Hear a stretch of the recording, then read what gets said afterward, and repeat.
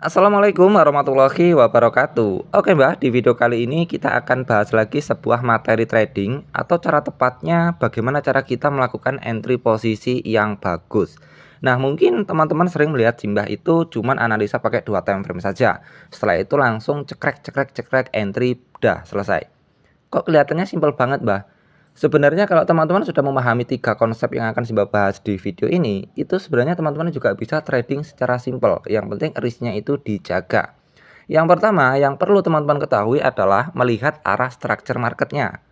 Dia itu bearish, bullish, atau sideways. Yang kedua, tandai zona atau area pentingnya. Bisa area base, bisa area supply and demand. Yang ketiga, itu menandai konfirmasi untuk kita melakukan setup entry posisi. Oke, sekarang kita lari ke structure market terlebih dahulu. Sebagai contoh di sini kita menggunakan TFH1 karena kita mau trading gaya cepat, Mbak, atau scalping jangka menengah. Itu pun juga bisa diterapkan. Yang pertama, jika teman-teman lihat di sini market condong kemana? 1, 2, 3. Yap, market condong bullish karena pergerakan market otentik dengan pergerakan tekanan tinggi, ya. Tekanan buy-nya cukup kuat banget. Nah, saat market terbentuk sebuah pola tekanan tinggi kayak gini, berarti kita bisa melihat bahwa structure market dari H1 itu masih condong bullish. Yang pertama, kita sudah ketemu setupnya. Yang kedua, tandai area penting. Nah, sebagai contoh nih, saat market condong ya mengalami kenaikan, turun di EMA 200, dia naik, di sini area base-nya di mana? 1, 2, 3.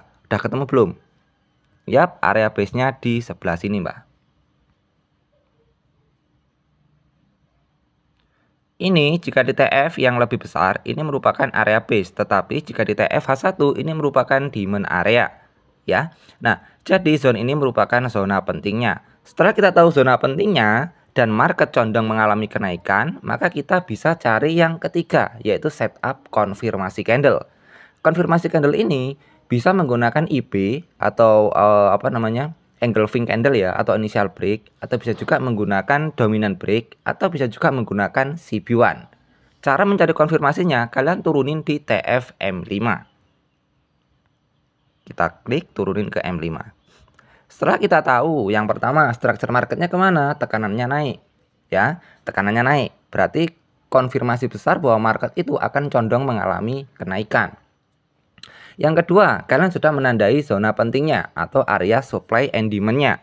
Yang ketiga, kita cari formasi candle. Karena market dalam keadaan naik, berarti kita cari formasi candle bullish. Caranya, tunggu dia masuk ke zone ya, ke zone supply and demand. Nah, tadi kan kita melihat dari sini ya, dia mengalami kenaikan yang tinggi. Di sana tadi membentuk ya, di sana tadi membentuk sebuah area base pada H1, kita sudah tandai, maka kita tunggu dia balik lagi ke zona base-nya. Setelah dia masuk ke zona base-nya atau zona SND-nya, maka kita tunggu formasi candle ya. Jangan langsung entry saat dia masuk. Bisa langsung entry kalau kalian merupakan jalur trader ekstrim, tetapi resikonya itu jauh lebih tinggi. Untuk yang cari amannya, tunggu dia masuk ke zona base. Setelah itu kalian tunggu terbentuk formasi candle, bisa engulfing, bisa dominant break, bisa CB1. Baru kalian menentukan entry posisi buy karena mengikuti structure market dia satu yang condong bullish. Saat dia masuk nih ke zona base, nggak usah entry dulu, tunggu. Nah, di sini kan ada nih, ada IB nih atau engulfing. Satu candlestick bearish terbreak satu candlestick warna hijau. Nah, ini teman-teman bisa tandai sebagai zona pentingnya. Dari sini ke sini. Ini kita kasih warna kuning saja biar agak berbeda. Oke. Nah, dari sini, lah kok warnanya kayak gini ya, Mbak? Warna apa ya? Kasih warna merah saja. Oke, nah. Saat dia masuk ke zona base, lalu terbentuk sebuah candlestick engulfing candle. Nah, maka teman-teman bisa menandai ekor ya, sumbu atas yang terbreak dengan sumbu bawah. Ya, ini karena kegedean jadi Simbah pasang sampai sini saja biar nggak terlalu lebar.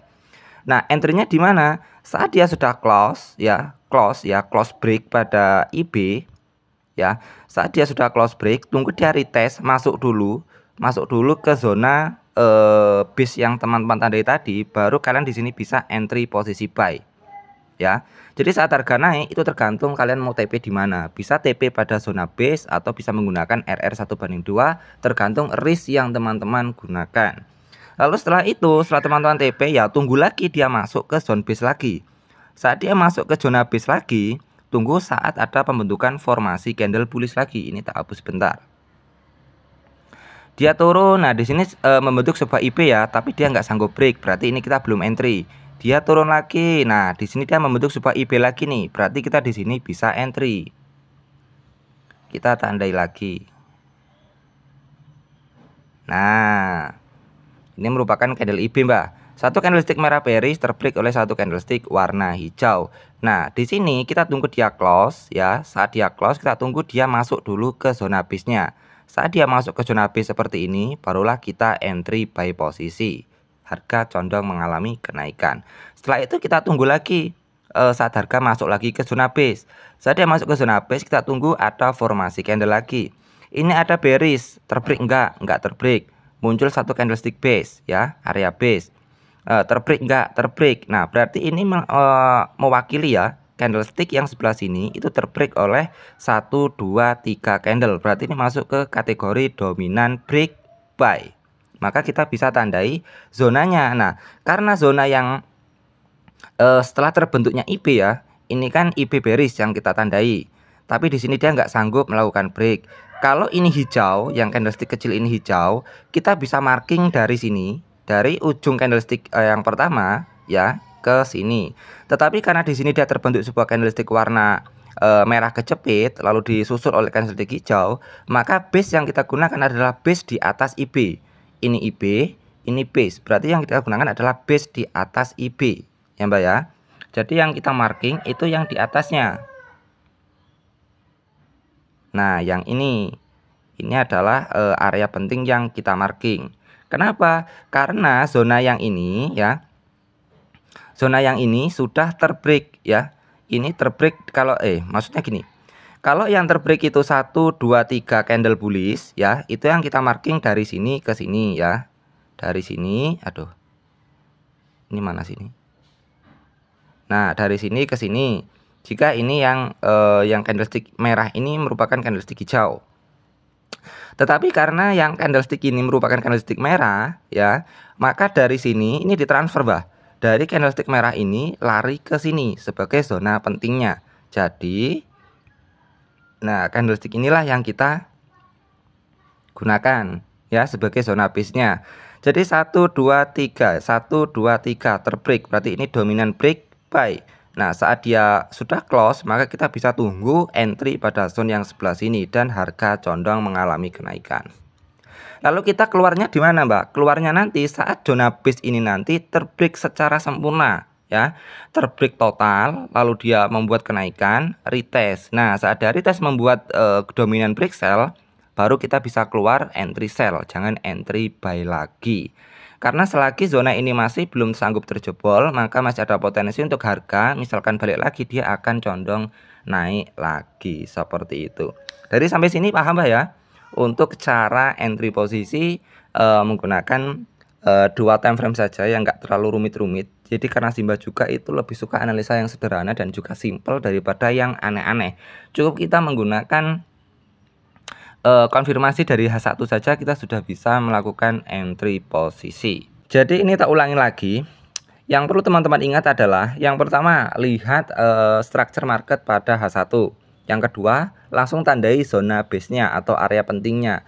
Yang ketiga cari setup atau formasi candle untuk kita entry posisi pada time F yang lebih kecil. Bisa turunin di M5 sebagai konfirmasinya. Cukup teman-teman pegang 3 kendali ini saja itu sudah bisa entry posisi. Tapi kalau teman-teman ingin cari yang agak jelimet ya nggak masalah, karena memang gaya trading Simba itu seperti ini saja. Yang penting kita bisa menjaga RR yang bagus saja kita sudah cukup bisa mendapatkan profit yang maksimal Mbak. Meskipun kita ada setup yang gagal, yang penting kita risknya itu bisa benar-benar kita jaga. Ya di akhir trading tetap kita bisa withdraw Mbak. Terkecuali jika teman-teman itu entry-nya ngawur, risknya itu ngawur. Mau pakai metode sehebat apapun, senjelimet apapun, jika risknya itu nggak dijaga ya tetap ambiar Mbak. Tetap rungkat ya, karena di trading itu nggak ada istilahnya Sebuah metode yang benar-benar baku, yang benar-benar valid untuk memberikan win rate yang sangat tinggi itu nggak ada, Mbak. Itu tergantung dari pemahaman si trader itu sendiri. Jika teman-teman melihat trader yang sering menggunakan metode SNR itu cocok di mereka, mudah dia menggunakannya, tapi belum tentu kita bisa mengikutinya. Karena kemungkinan style kita dan style mereka itu berbeda. Ada trader yang dia memang sudah paham atau pasif menggunakan SMC.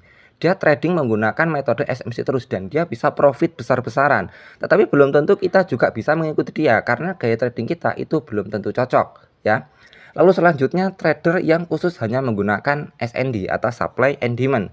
Kita bisa melihat dia tradingnya itu dapat profit gede-gedean. Tetapi kita juga belum tentu bisa mengikuti mereka meskipun metode yang kita terapkan juga sama. Alasannya kenapa? Karena setiap trader itu memiliki yang pertama psikologi yang berbeda-beda. Yang kedua memiliki pemahaman dalam setiap materi yang berbeda-beda juga. Yang ketiga, meskipun metode itu bisa di-copy, tetapi rezeki setiap orang itu nggak bisa di-copy, Mbak. Jadi di sini si Mbak itu hanya berusaha berbagi atau sharing informasi metode yang si Mbak kuasai kayak gitu. Metode yang si Mbak ketahui. Jadi misalkan metode ini cocok di kalian, ya nggak apa-apa digunakan, si Mbak ikhlas. Tetapi misalkan metode ini nggak cocok di teman-teman, ya bisa menggunakan metode lain. Intinya di sini, apapun metodenya yang teman-teman kuasai, asalkan teman-teman bisa make money, bisa profit menggunakan teknik tersebut, sah-sah saja, Mbak. Nggak ada larangan. Karena pada dasarnya kita trading itu tujuannya adalah mencari cuan, bukan hebat-hebatan metode. Mau metode sederhana pun, asalkan itu bisa menghasilkan profit untuk kalian, maka gaskan. Cuman itu saja sih pesan Simba. Oke, semoga video ini bisa bermanfaat. Salam dari saya, Simba Info.